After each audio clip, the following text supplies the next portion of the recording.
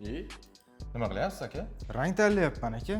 Shuni kolder bilan tayyorlasa bo'lmaydimi? Shuncha so'naklarni ovora qilish shartmi? Yo'q aka, yuring sizga sabablarni tushuntirib beraman. Mana bundagi xohlagan rangingizni tanlang aka. Xo'p aka, mana bu xokkey rang bo'la qolsin.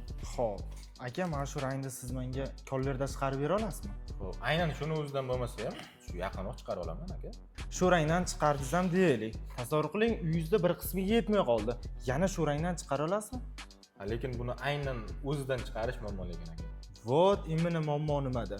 Bu kalirovkamizda bitta rangni qayta-qayta chiqarsa bo'ladi. Faqatgina bu rangda kodini eslab qo'ysangiz bo'ldi. Xo'p, aka, rang temasini ham yopaylik. Bizning kalirovkamizda tayyorlangan imitatsiyalar quyoshda yillar davomida ham o'chib ketmaydi. Aka, endi tushundim. Nima bunda rang tayyorlayotganingizni bilasiz, ishni o'zini.